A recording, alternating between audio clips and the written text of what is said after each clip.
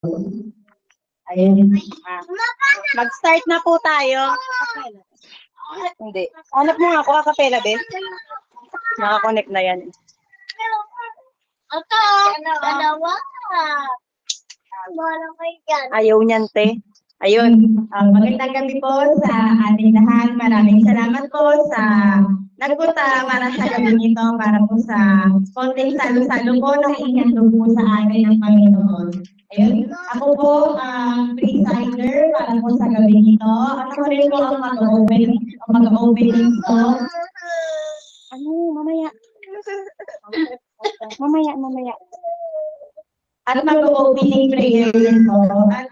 At ang magtutulong po sa amin ngayong gabi ay si Pastor Bon po ba, Kuya Mike?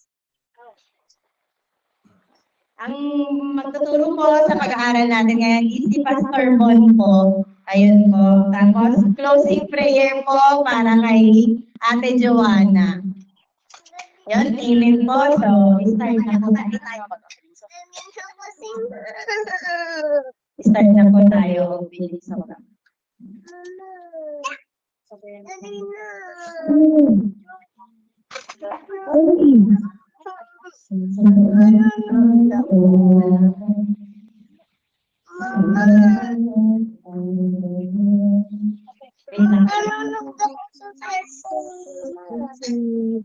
Ano pong papanood?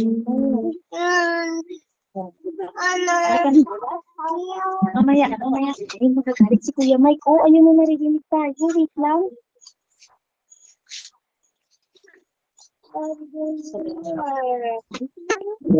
Amen po.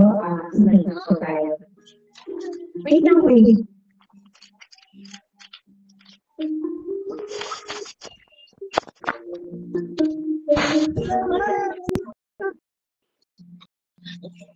Buti mo, Panginoon, sa lahat ng oras, sa bawat araw, dahil lagi naman buhay. Sabayan mo na lang. Ang hirap walang hanggan. Pinupuri, sinasamba kita. Dakilang Diyos at Panginoon. Tunay kang ika'y walang kakulang. Tunay kang ika'y hindi nagbabago. Ang pupiyak mo nasa amin ang pangmahal.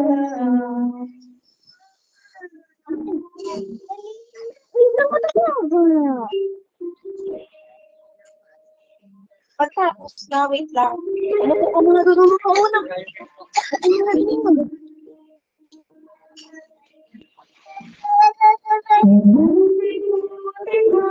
Panginoon, sa lahat ng oras, sa bawat araw, ikaw laging kapatuhan. Ang iyong awa ay nagpawalang hanggan. Pinupuri, sinasamba kita. Dakilang Diyos at Panginoon. Tunay nga ika'y walang katulad. Tunay nga ika'y di magbabago. Buti ako sa aming nagmamahal. Pinupuri, sinasamba kita. Dakilang Diyos at Panginoon. Tunay nga ika'y walang katulad. Tunay nga ika'y hindi nagbabago. Buti ako sa aming nagmamahal. Amen po. Mag-opening prayer na po tayo. Maraming salamat po sa buhay ni Lord. Sitang ka muna po. Ayun, mag-offer ka dito dali. Miyuki. Tumigil ha.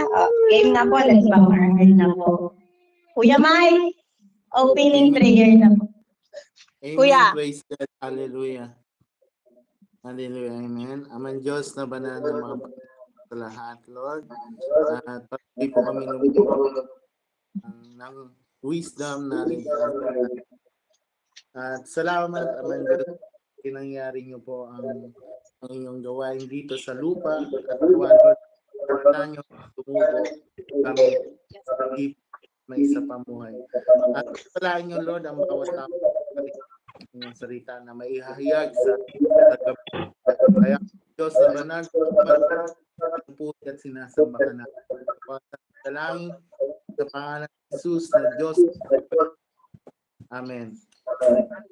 Amen. Amen po. Maraming salamat po sa buhay ni Kuya Mike.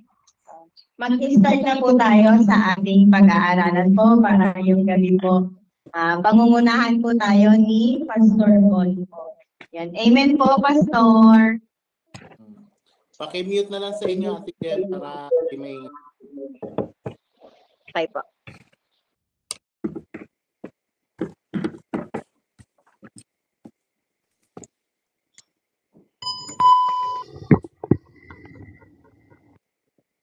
Ayun. Hello. Narinig ako, Kuya Mike? Ayan.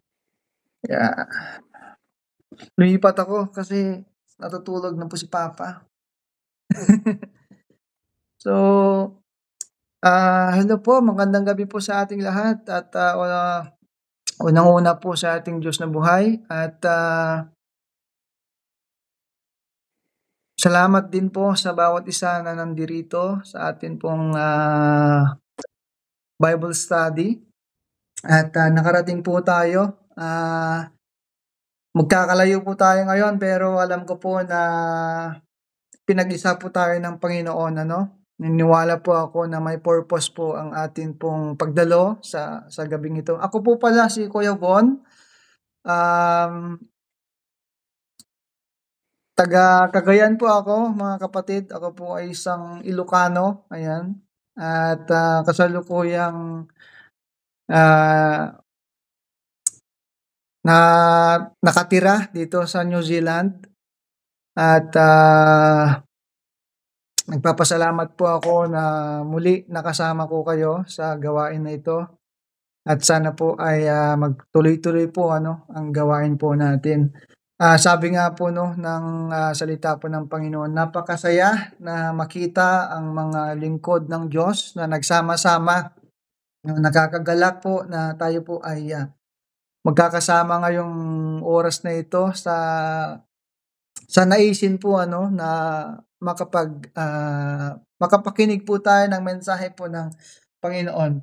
So kung nasaan man po tayo ngayon, mga kapatid, alam ko po na pinag-isa po tayo ng salita ng Panginoon, mapabata man, mapamatanda, mapadalaga o binata, ay naniniwala po ako na ang mensahe po ng Panginoon ay patuloy po na mararanasan po natin, mga kapatid. Kaya sa oras na ito, hayaan niyo po na tayo po ay manandaliang manalangin para po sa atin pong pag-aaral. Tayo po ay manalangin. Ama naming Diyos na banal, makapangyarihan sa lahat. Kami po ay nagpapasalamat sa oras na ito. Kami po ay nagpupuri, Panginoon, sa iyong kabutihan, Panginoon, sa aming mga buhay.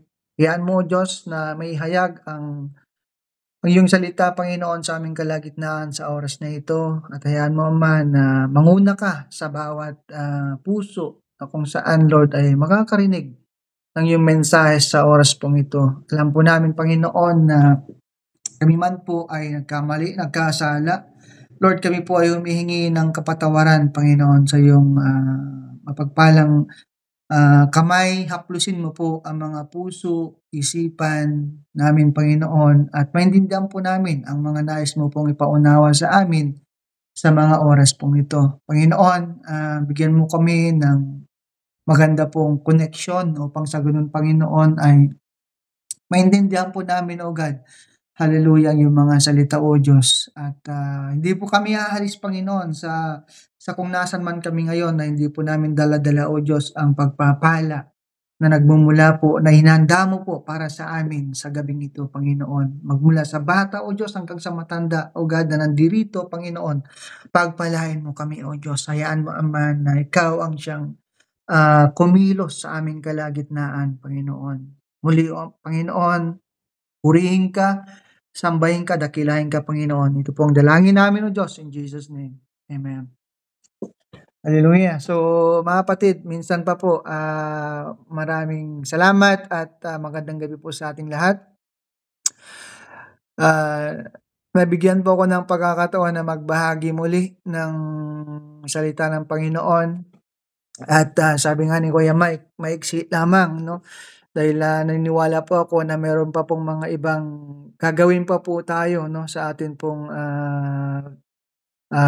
gawain na ito. So, sino po ang handa na po ba tayo makinig, mga kapatid, ng salita ng Panginoon? Amen? Amen ba? Pwede bang mag-amen kayo dyan sa mga nakakarinig po? Amen po. Ayan, glory to God. Salamat po, no? At umpisahan po natin sa salita po ng Panginoon na makikita po natin dito sa book of Romans, no? Romans chapter 3, verses 23, ano? At basahin ko po sa inyo, mga kapatid. Romans 3:23, palitan ko lamang po sa Tagalog para mas maintindihan po natin. Romans 3:23. So, umpisahan ko po, no? Dito po sa 21. Ano po? Ang pamagat po nito, ang pagpapawalang sala ng Diyos sa tao. So, sino po, una po, bago po ko basahin nito, sino pong naniniwala na siya po ay makasalanan? Taas kamay. Ano po? Naniniwala po ba tayo na tayo po lahat ay makasalanan, mga kapatid? Tayo po lahat ay merong nagawang kasalanan sa Panginoon, no? Basahin ko po chapter 21. Sabi po niya dito, chapter 3 verse 21, sabi niya, ngunit ngayon, nahayag na kung paano ginagawang matuwid ng Diyos ang tao. Ito'y hindi sa pamamagitan ng kautusan, bagaman ang kautusan at ang mga propeta ang nagpapatotoo tungkol dito. Ginagawang matuwid ng Diyos ang lahat sa pamamagitan ng kanyang pananampalataya kay Hesukristo. Walang pagkakaiba ang mga tao.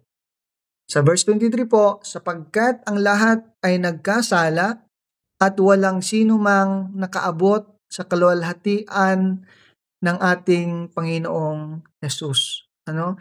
So, yun po, no? Sa 24, ngunit dahil sa kanyang kagandahang loob na walang bayad niyang ibinigay, sila ay itinuturing na matuwid sa pamamagitan ni Kristo Jesus na siyang nagpapalaya sa kanila. Ano po? So, doon po tayo magdudwell, mga kapatid, doon sa verse 23 na kung saan sinabi po ng Panginoon, sapagkat ang lahat ay nangagkasala. Ano po? Ang ibig po sabihin na to, mapabata man, mapamatanda, mapadalaga, sa lahat po, nagkasala po tayo sa harapan ng Panginoon. Wala pong matuwid ni isa sa atin. Ano po? Tayo po ay nagkaroon ng kasalanan. Paano po ba nagkaroon ng kasalanan? Kung makikita po natin, kung mababasa po natin, magsaliksik po tayo doon po sa Biblia, mga kapatid, ay even po noong kapanahunan po, ng panahon po ni Eva at saka Adan, nagkasala na po ang tao. Kaya po nahiwalay ang tao sa Diyos dahil po sa atin pong mga kasalanan. Ano po? At dahil sa kasalanan na ito na ginawa ng tao, ito yung dahilan kung bakit ang Panginoon po natin, ano po, ay hindi po natin siya, kumbaga, nung panahon po kasi ng mga ni Eva at saka Adan, magkakasama po sila ng ating Panginoon. Ano?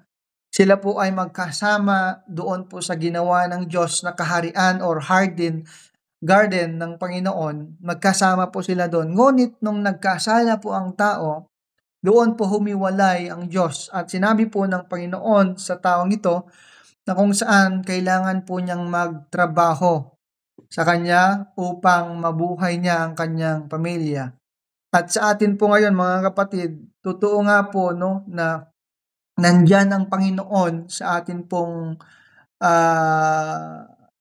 nandito po ang Panginoon sa ating kalagitnaan, ngunit po ang tao po, dahil po sa nais ng tao, ano po, na makamit ang mga bagay na kung saan ay kahit gumawa ng masama, basta makamit ang mga bagay na ginugusto ng tao, ay ginagawa po ng tao. Kaya po nangagkasala po ang tao at wala pong sinuman na nakaabot sa kaluwalhatian ng Diyos.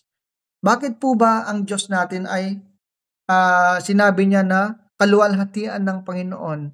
Dahil po ang Panginoon po natin, mga ate, mga kuya, mga kapatid ko sa Panginoon, siya po ay isang banal na Diyos. Ano po?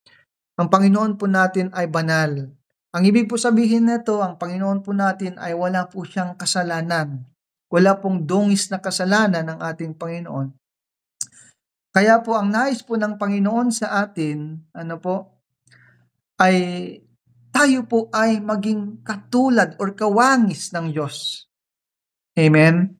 Tayo po ay nagkasala, di po ba? Sabi po ng Panginoon kanina, ngunit ang lahat ay nangagkasala. Pero sa verse 24, sinabi po ng Lord, ngunit dahil sa kanyang kagandahang loob, na walang bayad niyang ibinigay, sila ay tinuturing na matuwid sa pamamagitan ni Kristo Jesus na siyang nagpapalaya sa kanila. Dahil nga po sa pag-ibig ng Diyos sa atin, dahil nga po sa kagandahang loob ng Diyos sa atin, mga kapatid, kaya niya ibinigay ang kanyang bugtong na anak para sa atin. Upang tayo po ay ituwid mula sa ating mga pagkakasala. Paano ba natin malalaman na yung isang tao po ay nagkasala or naninirahan or nabubuhay sa kasalanan? Ano po? Paano po natin malalaman na tayo po ay nabubuhay sa kasalanan? Ang kasalanan po kasi mga kapatid, ito po yung mga bagay na kung saan contradict po or salungat po ayon sa salita ng Panginoon. Amen? Yun po yung mga bagay or salita na kung saan hindi po ito tinawag or sinabi ng Diyos na gagawin po natin. Ano po yung mga halimbawa ng mga kasalanan? Marami pa po mga halimbawa ng kasalanan. Tayo po ay nakapatay. Sinabi naman po ng Panginoon na hindi tayo pumatay. Pero pumatay po tayo. Halimbawa, mga kapatid. No? Hindi po naisin ng Panginoon yung mga bagay na yon. Ano po? Kaya nga sinabi ng Diyos sa atin, dahil sa pag-ibig ng Panginoon, dahil tayo po ay nais ng Diyos na malinis mula sa ating mga kasalanan, mga kapatid, kaya binigay niya ang kanyang bugtong na anak upang tayo po ay linisin. Kaya nga sabi po no ng puso ng Biblia na kung saan sa John 3:16 sinabi po ng Panginoon, for God so loved the world, at gayon na lamang ang pag-ibig ng Diyos sa sanlibutan na kanyang ibinigay ang kanyang bugtong na anak upang sino man ang manampalataya ay hindi siya mawala kundi magkaroon siya ng buhay na walang hanggan. So, mga kapatid ko sa Panginoon, alam ko po na siguro hindi pa natin masyadong naiintindihan ngayon. Ano? Pero darating ang panahon kapag lagi po natin itong ginagawa, lagi po natin nakikinig ng salita ng Panginoon, malalaman po natin kung bakit po napakahalaga, no, na sa atin pong buhay na or kinalalagyan ngayon, mga kapatid, kailangan po natin ng ating Panginoong Hesus. Dahil tayo po ay nangagkasala, wala pong ibang paraan, wala pong ibang pwedeng gawin ng tao na maligtas, mga kapatid, mula sa kamatayan na ito, kundi ang manampalataya, tanggapin ang Panginoon bilang Diyos at tagapagligtas ng kanyang buhay upang siya po ay matawag po no, na anak at sunod ng ating Panginoong Hesus. Wala pong naitala, wala pong pwedeng gawin ng tao, hindi po natin pwedeng bayaran ang tinatawag po nating kaligtasan natin. Hindi rin po natin pwedeng, mga kapatid, na sabihin by family ang kaligtasan po natin, sapagkat ang kaligtasan po natin, mga kapatid, ay individual po na matatanggap po natin or makakamit po natin kapag tayo na po ay relasyon sa ating Panginoon. Muli po, ang kanina po sinabi po ng ating pong ang salita ng Panginoon sa Romans, sinabi po ng Panginoon na tayo po, lahat po ng tao ay nangagkasala. Kaya tinanong ko kayo kanina, kung ina-acknowledge ba natin na tayo po ba ay makasalanan sa harapan ng Diyos? Ano po? So, kung ikaw, kapatid, ay ina-acknowledge mo na ikaw ay makasalanan sa harapan ng Panginoon, ano ba ang pwede nating gawin upang yung kasalanan na yon ay mapatawad ng Panginoon? Sinabi rin po ng Panginoon, that if you come to forgive, if you come, sabi ng Panginoon, na aminin mo sa akin ang iyong mga kasalanan, sabi ng Diyos, sabi ng Lord, ako ay matuwid na Diyos at ikaw ay aking patatawarin, sabi ng Panginoon. Ano po? Na kapag tayo po, mga kapatid, inamin natin sa sarili natin na tayo ay makasalanan at lumapit po tayo sa ating Panginoon, doon na po mangyayari na ang Panginoon natin, mga kapatid, patatawarin po tayo ng Diyos mula sa atin pong mga pagkakasala. At lilinisin po tayo ng Panginoon mula sa atin pong mga kasalanan. Sapagkat, mga kapatid, bakit po namin pinapangaral na kailangan natin magsisi sa ating mga kasalanan? Dahil po, mga kapatid, sinabi nga po ng ating binasa kanina, ang Diyos natin ay banal. At walang sinuman na makakapunta doon sa kabanalan ng Diyos kung tayo po ay merong mga kasalanan. Kaya tayo po, mga kapatid, ay ini-encourage ng salita ng Panginoon na kailangan po natin magsisi sa atin pong mga nagawang kasalanan natin. Amen? Kailangan natin tanggapin ang ating Panginoong Hesus bilang Diyos at tagapagligtas po natin, at doon pa lamang mag-uumpisa ang ating Panginoon, mga kapatid, na tayo po ay pakialaman ng ating Diyos, tayo po ay pangunahan ng ating Panginoon, at tayo po ay i-lead ng ating Panginoon sa ating buhay. At napakaganda po yung pangako ng Panginoon na sino man ang manampalataya. Actually, hindi kailangan ni Lord, mga kapatid, yung yaman. Hindi kailangan ni Lord yung dapat kilala tayo. Dapat magaling tayo. Hindi po kailangan ng Panginoon. Ang sabi ng Panginoon, ang sino man ang manampalataya sa akin, sabi ng Panginoon, ay hindi siya mawala, kundi magkaroon siya ng buhay na walang hanggan. Naniniwala po ako na lahat po tayo ay nais po natin na magkaroon ng buhay na walang hanggan, mga kapatid. Isa lamang po ang pumipigil sa tao kung bakit hindi po siya magkaroon ng buhay na walang hanggan. Ang dahilan po nito, mga kapatid, ay ang kasalanan. Ito lamang po yung isang bagay na kung saan pumipigil para po tuluyan po natin na matanggap ang plano ng Lord sa buhay natin. Ano po yon? Yung mga kasalanan po natin. Kaya nga sabi ng Panginoon, na kung sino man, sabi ng Diyos, ang lumapit sa akin, magsisi sa kanyang mga kasalanan.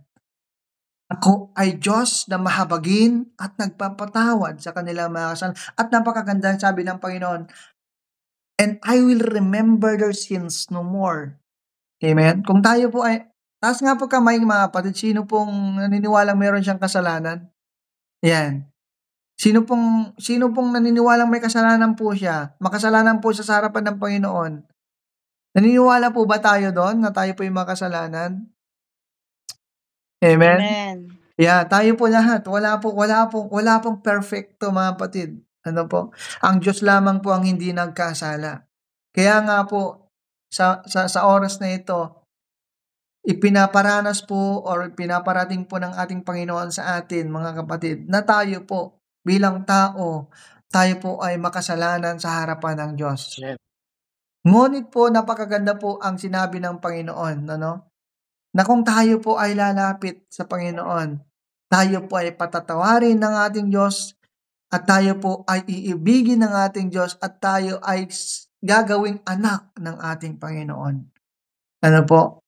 At napakaganda rin po yung pinangako ng Panginoon, mga kapatid, na dahil sa pag-ibig ng Diyos, nais ko pong maintindihan po natin ito, mahal po tayo ng Panginoon, anuman po ang katatayuan natin sa buhay, mahal po tayo ng ating Diyos. Kaya nga sabi ng Panginoon, ibinigay ko ang aking bugtong na anak upang sino man ang manampalataya sa akin, sabi ng ating Panginoon, ay hindi siya mawala, kundi magkaroon siya ng buhay na walang hanggan.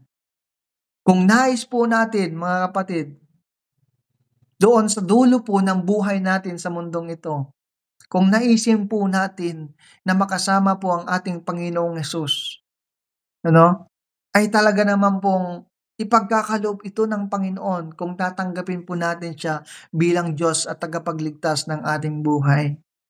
Totoo po ang sinasabi po ng Biblia na meron pong tinatawag po nating dagat-dagatang apoy at meron din pong kaharian ng ating Panginoon.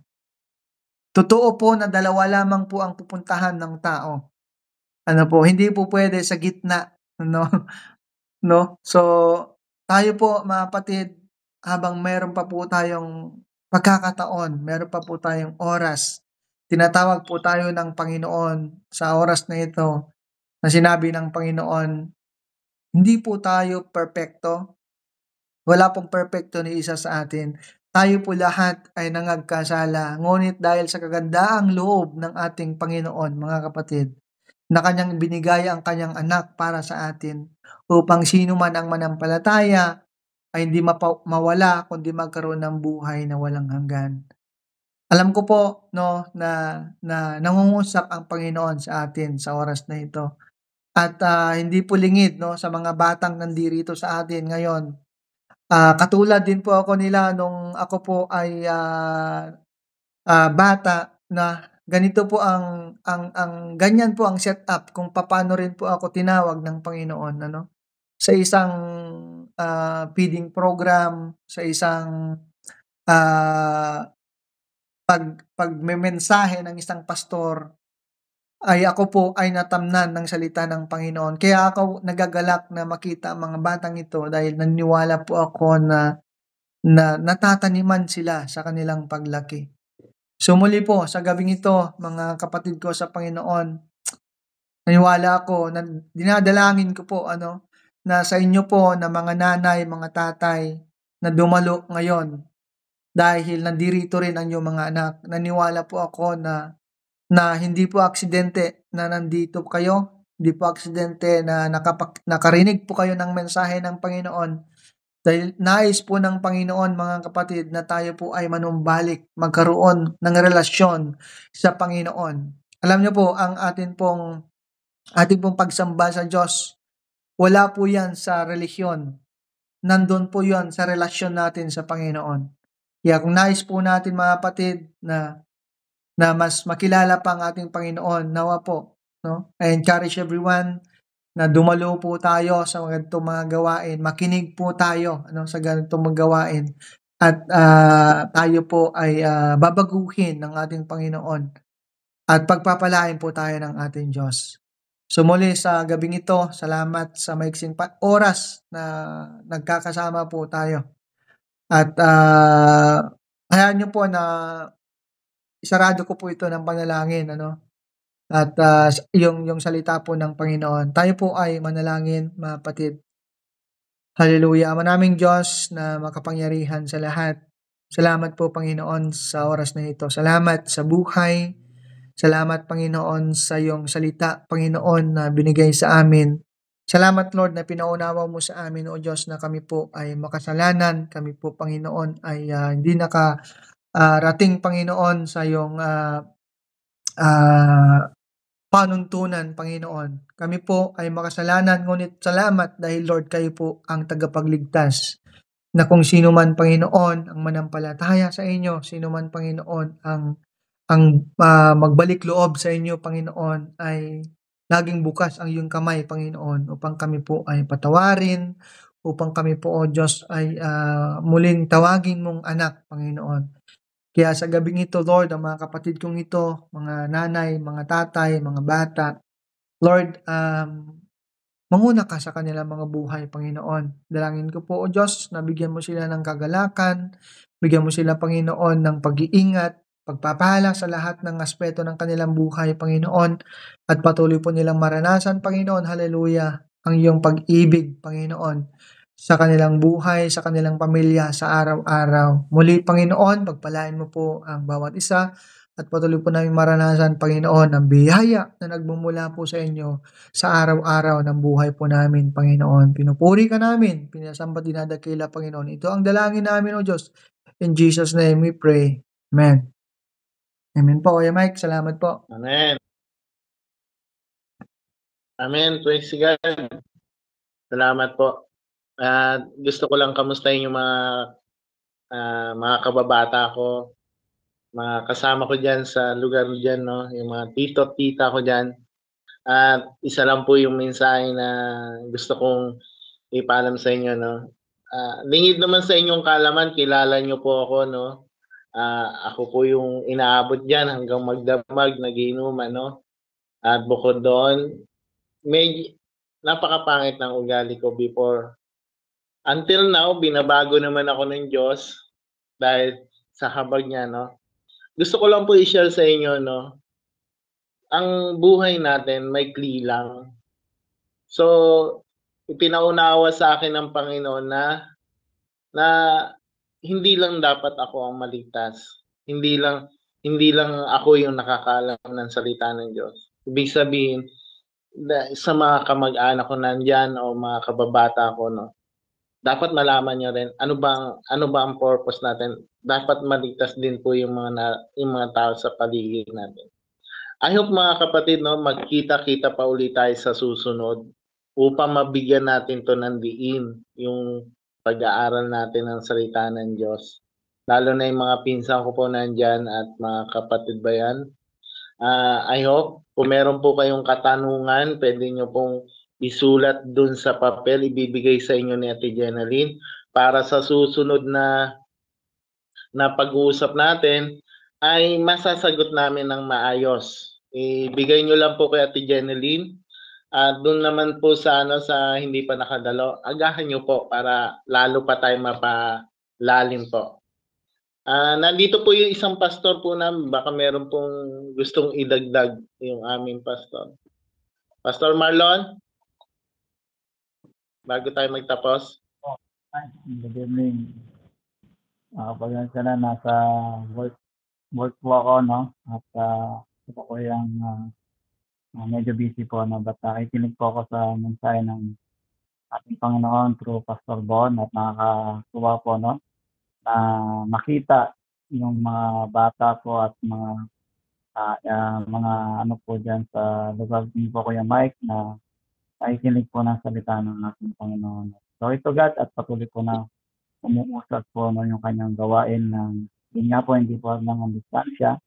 So, nasa Saudi man, nasa New Zealand, no, at para maibahagi po ang salita ng Panginoon. Lord to God, dahil yung technology na meron po ay talagang nagagamit, no. Ito na po yung kanyang ito po yung kanyang layunin po, no, ng ating Panginoon na maibahagi pa at may talaga na ng kanyang mga salita, mas special po, no, sa mga hindi pa po nakakarinig po.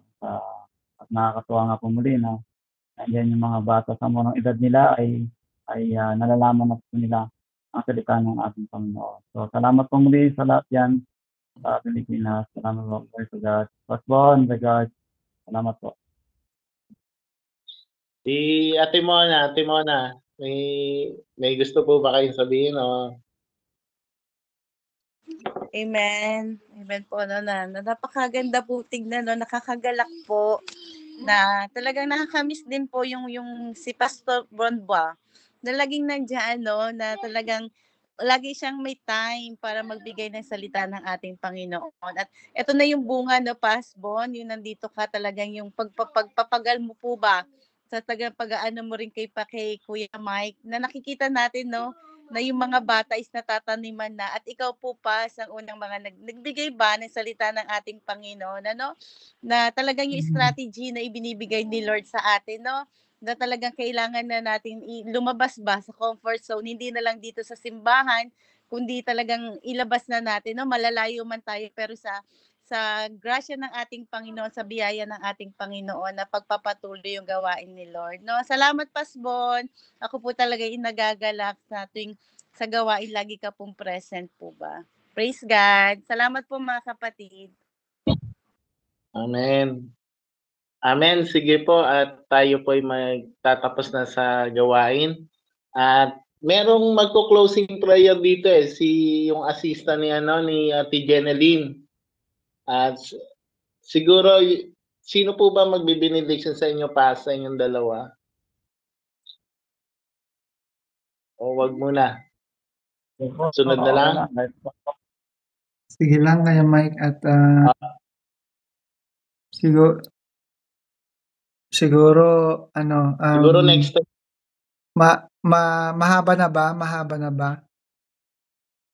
Or pwede bang mag-speak Meron pa tayo. Pwede bang mag-speak si Ate Jeneline or something na dahil siya naman po yung nandyan sa Pilipinas para po encouragement din sa mga kasama po niya dyan. Kasama natin dyan sa Pilipinas. Ate Jeneline, any word po na pwede mong may bahagi sa bawat isa dyan sa Pilipinas? Ayan, amen po. Para sa akin naman po, magbibigay na lang po ako ng rema tungkol dun sa pinag-aralan po natin. Which is yung kung paano po tayo mailigtas ni Lord kahit po tayo ay sobrang makasalanang tao. Para sa akin po bigyan lang po natin si Lord ng kahit konting oras, mag-pray po tayo every morning, every night. Sa Kanya po natin sabihin yung lahat ng problema natin. Tapos mapipili po natin na malilesen po lahat ng problemang dinadala natin na kapag kay Lord po tayo nagsabi, yung problema po natin gagaang. Kaysa po sa makipagkwentuhan tayo sa mga kapitbahay natin, mas lalong bumibigat po, di ba? Kaya mas maganda po na si Lord po yung una nating kausapin. Para po magkaroon po tayo ng liwanag sa mag-iisip natin kung paano po natin dapat i-process yung bawat problemang darating sa atin. Yun lang po. Amen po.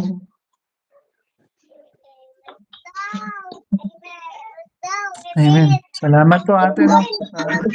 Napakaganda po ng gawain na to. At alam ko may mga iba po kayong gagawin po diyan. Kaya i-enjoy po natin mga kapatid at sana po sa mga kapatid po nating nandirito ngayon, huwag po tayong magsawa na dumalo sa ganitong oras upang makinig po, no? Konting oras lang po yung hinihingi po namin mga kapatid na makapagbahagi po ng mensahe ng Panginoon. At muli po ang mga kapatid po ninyo sa pananampalataya. Ako po si Kuya Von at dito po si Pastor Marlon at ang kanyang may bahay, si Ate Mona at si Kuya Mike. At yung mga iba po namin kapatid, kanina si Ate Lisel, no? Nandito rin po siyang kanina. So, muli po, kami po ay nagagalak na nakilala namin kayo or hindi ko pa alam yung pangalan po ninyo ng bawat isa. Pero welcome po sa Iglesia ng Panginoon. Welcome po sa gawain ng Diyos. Welcome po sa Jesus Christ Believed to the International Fellowship. Isa po itong iglesia, mga kapatid, na non-denominational church. Ito pong iglesia na to ay baka matanong nyo minsan, ang iglesia pong ito ay aral lamang po ng Panginoon ang inaaral po natin. Ang inaaral lang po natin dito ay ang Biblia po, no? Ang nilalaman po ng Biblia. Hindi po tayo lalabas po doon sa aral po ng Biblia. Kaya hindi rin po namin, mga kapatid, baka isipin natin, no? Inihahayag lamang po natin ang salita ng Panginoon upang tayo po ay makarinig ng salita ng kaligtasan. Ano? So, sana po sa susunod pang pag-aaral natin ay muli namin kayong makasama. Amen. Salamat, Ate Jeneline. Napakalaking bagay na ginamit ka ng Panginoon diyan.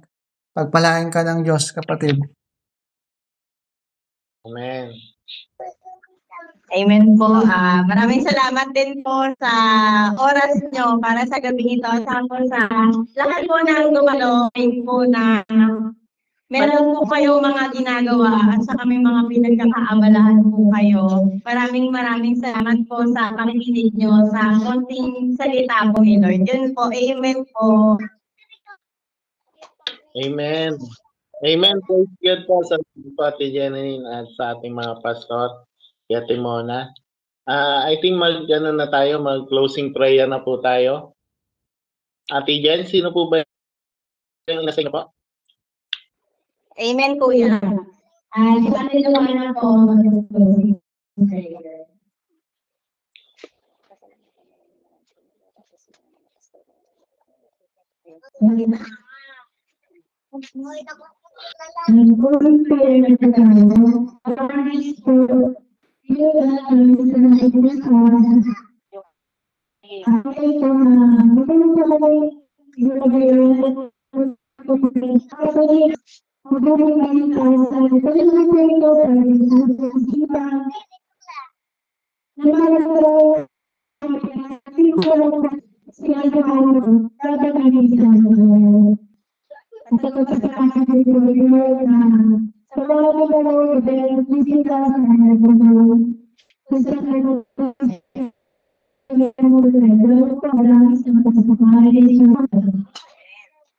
Amen po. Maraming salamat po sa buhay ni Ate Joanna.